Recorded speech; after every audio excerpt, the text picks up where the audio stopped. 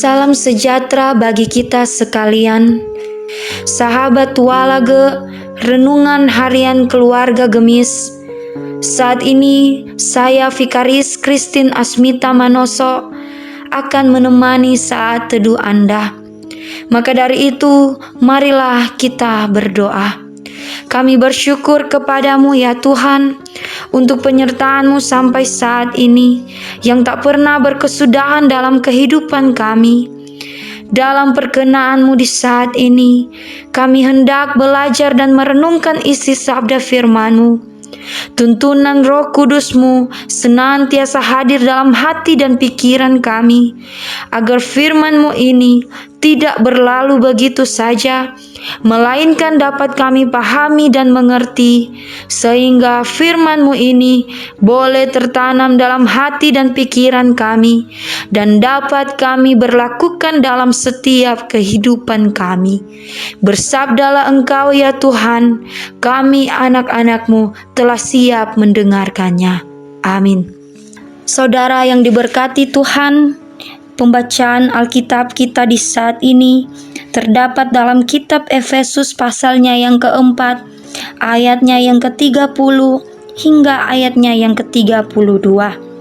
Beginilah bunyi firman Tuhan. Dan janganlah kamu mendukakan Roh Kudus Allah yang telah memeteraikan kamu menjelang hari penyelamatan. Segala kepahitan, kegeraman, kemarahan, pertikaian, dan fitnah hendaklah dibuang dari antara kamu. Demikian pula segala kejahatan. Tetapi hendaklah kamu ramah seorang terhadap yang lain, penuh kasih mesra dan saling mengampuni, sebagaimana Allah di dalam Kristus telah mengampuni kamu. Sahabat Walage yang diberkati dan dikasihi Tuhan, yang menjadi tema perenungan kita di saat ini adalah menyatakan kebaikan. Saudara-saudaraku, jika kita menghendaki sebuah kehidupan yang layak di hadapan Tuhan, maka segala sifat atau kebiasaan yang tidak baik itu harus dihilangkan dari hidup ini dan diganti dengan perbuatan-perbuatan yang baik dan berkenan kepadanya. Inilah yang ditekankan oleh Rasul Paulus dalam pembacaan kita saat ini. Paulus ingin umat Tuhan dapat memahami apa dan bagaimana hidup yang sesungguhnya di dalam Tuhan. Karena dalam hidup ini, setiap orang percaya dimanapun berada dan siapapun dia, termasuk saya dan saudara, kita semua pasti mendambakan sebuah kehidupan yang layak di mata Tuhan. Namun yang menjadi permasalahannya adalah kita manusia hanya cenderung untuk selalu memiliki sesuatu yang baik dalam hidup ini, tetapi kurang menyadari bahwa sudah sejauh mana kita memperbaiki kehidupan kita selama ini. Atau apakah dalam hidup ini ada juga kebaikan-kebaikan yang sudah kita nyatakan terhadap sesama kita, terlebih terhadap Tuhan? Dengan firman yang kita baca saat ini, kita diajak untuk menengok kembali kehidupan kita selama ini, sehingga kita mampu untuk melihat kebenaran-kebenaran itu.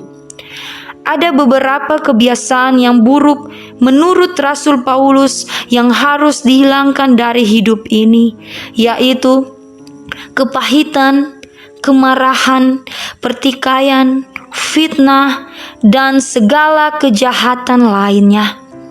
Karena inilah yang sering membuat kita tak mampu untuk menciptakan sebuah kehidupan yang aman, rukun, dan damai, dan mendukakan hati Tuhan.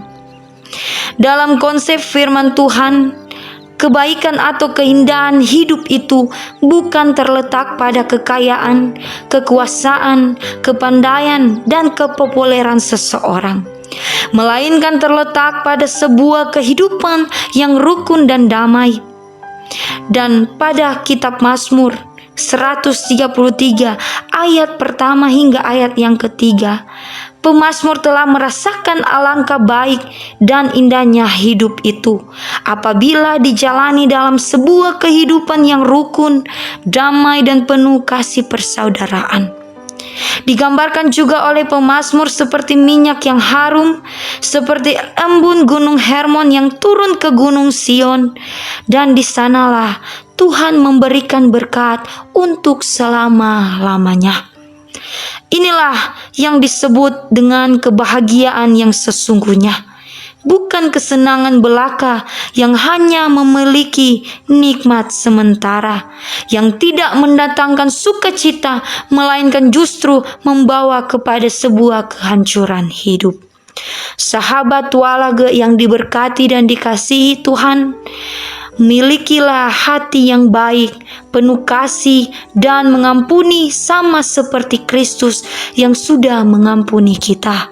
Niscaya hidup ini bahagia dan penuh arti di mata Tuhan. Amin. Mari kita berdoa. Terima kasih ya Tuhan untuk firman-Mu di saat ini yang boleh mengajarkan banyak hal yang bermanfaat dalam hidup kami.